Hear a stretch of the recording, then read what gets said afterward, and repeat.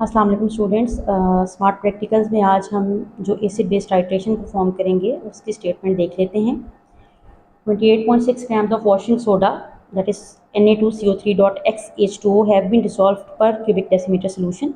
Calculate the number of water molecules of crystallization in washing soda. You are provided with 0.1 molar sulfuric acid solution. Okay, students, water of crystallization are the water molecules which are physically attached to a compound. और हमारे पास washing soda का solution मौजूद है। हमें ये मालूम नहीं है कि वॉशिंग सोडा में कितने वाटर मॉलिक्यूल्स हैं। हमने number of water molecules find out करना है, जिसके लिए हमें टाइट्रेशन परफॉर्म करना हो। टाइट्रेशन परफॉर्म करने से पहले हम केमिकल इक्वेशन को देखेंगे। According to chemical equation, sulphuric acid का 1 मोल सोडियम कार्बोनेट के 1 मोल के साथ रिएक्ट करेगा। हमारे पास सोडियम सल्फेट बनेगा, 1 + X वाटर मॉलिक्यूल बनेंगे और 1 मोल कार्बन डाइऑक्साइड बनेगा। यहाँ पर 1 मॉलिक्यूल सल्फ्यूरिक एसिड और सोडियम कार्बोनेट की न्यूट्रलाइजेशन के रिजल्ट के तौर पे बनेगा, जबकि बाकी X number of water molecules वही रिलीज होंगे जो कि वाटर ऑफ क्रिस्टलाइजेशन है। मोल रेशो एसिड और बेस की 1:1 है। Standard solution 0.1 molar sulphuric acid solution है। इंडिकेटर मिथाइल ऑरेंज, जबकि एंड पॉइंट येलो से रेड होगा। स्टूडेंट्स, इस प्रैक्टिकल परफॉर्म करने के लिए हमें जो अपरेटस चाहिए उसमें ब्यूरेट, स्टैंड और क्लैंप का set, conical flask, funnel, beaker, dropper, pipette और पिपेट फिलर शामिल हैं। केमिकल्स में सबसे पहले हमें वॉशिंग के लिए डिस्टिल्ड वाटर चाहिए होगा। उसके अलावा 0.1 molar sulphuric acid solution which is our standard solution, indicator के तौर पर मिथाइल ऑरेंज, और इसके अलावा वॉशिंग सोडा का सैंपल सोल्यूशन। सबसे पहले हम ब्यूरेट को स्टैंड में फिक्स करके इसको पानी और सल्फ्यूरिक एसिड सोल्यूशन से रिंस कर लेंगे। उसके बाद टाइट्रेशन के लिए इसमें सल्फ्यूरिक एसिड सोल्यूशन ऐड करेंगे।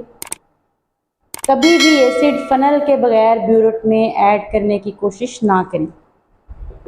फनल उतारने के बाद एसिड का लेवल 0 रीडिंग तक सेट करेंगे। एसिड को हमने 0 रीडिंग पे सेट कर दिया है, ये हमारी इनिशियल रीडिंग होगी। अब हम वॉशिंग सोडा सोल्यूशन को कोनिकल फ्लास्क में मेजर करके डाल देंगे। ये हमारे पास 10 क्यूबिक सेंटीमीटर कैपेसिटी की पिपेट है, जिससे हम वॉशिंग सोडा को मेजर करके कोनिकल फ्लास्क में ट्रांसफ़र करेंगे।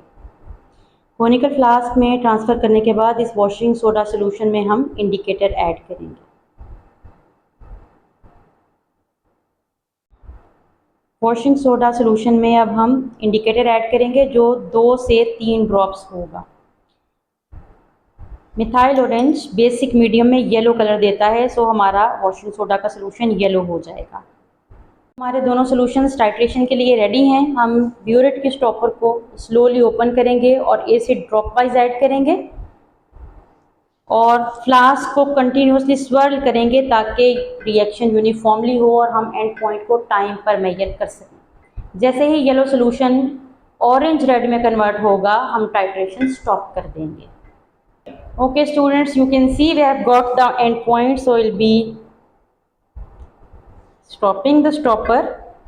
और ये देखिए, ये हमारा एंड पॉइंट है जो कि बिल्कुल रेड नहीं है। बिल्कुल रेड का मतलब है आपने एसिड ज़्यादा डाल दिया है, तो ये ऑरेंज रेड कलर हमारा एंड पॉइंट होगा। अब हम फाइनल रीडिंग नोट करेंगे। फाइनल रीडिंग हमारे पास 10 क्यूबिक सेंटीमीटर है, इसको हम टेबल में नोट डाउन करेंगे। उसके बाद हम कोनिकल फ्लास्क के कंटेंट्स को गिरा देंगे और नए सिरे से उसमें 10 cubic centimetre washing soda solution लेके नए सिरे से एक्सपेरिमेंट परफॉर्म करेंगे। ब्यूरेट को दोबारा से फिल करने की ज़रूरत नहीं है, ये रीडिंग अगले एक्सपेरिमेंट के लिए इनिशियल रीडिंग का काम देगी। ब्यूरेट की रीडिंग्स को हम टेबल में नोट करेंगे। एक बात आपने जहन में रखनी है, इनिशियल रीडिंग और फाइनल रीडिंग का कोई यूनिट नहीं होता, लेकिन आप फाइनल रीडिंग में से इनिशियल रीडिंग को माइनस करेंगे तो आपके पास वॉल्यूम की जो वैल्यू आएगी उसका यूनिट क्यूबिक सेंटीमीटर होगा। हमारे पास 3 वैल्यूज़ होंगी वॉल्यूम की, जिनका हमें मीन निकालना होगा। So as you can see we have got the concordant volume of sulphuric acid as 10 cubic centimetre. Washing soda का वॉल्यूम हमने चूंकि पिपेट से लिया था, so it will be 10 cubic centimeter.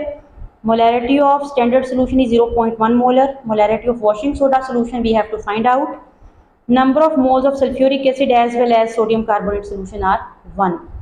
अब हम मोलैरिटी इक्वेशन पे जाएंगे जहाँ पर सल्फ्यूरिक एसिड इज M1V1/N1 जबकि washing soda is representing M2V2/N2।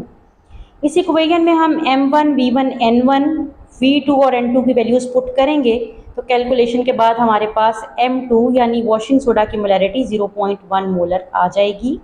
अब इस मोलैरिटी को हम number of water molecules of crystallization find करने के लिए यूज करेंगे। इसके लिए हमें स्ट्रेंथ का फॉर्मूला अप्लाई करना होगा which is amount of sodium carbonate per cubic decimetre solution is equal to molarity into formula mass. अब अगर आप अपनी स्टेटमेंट की तरफ वापस जाएं तो स्टेटमेंट में आपके पास ये गिवन था कि पर cubic decimetre solution 28.6 grams washing soda dissolved है। इसका मतलब है कि इस इक्वेशन की लेफ्ट हैंड साइड आपको पहले से गिवन है।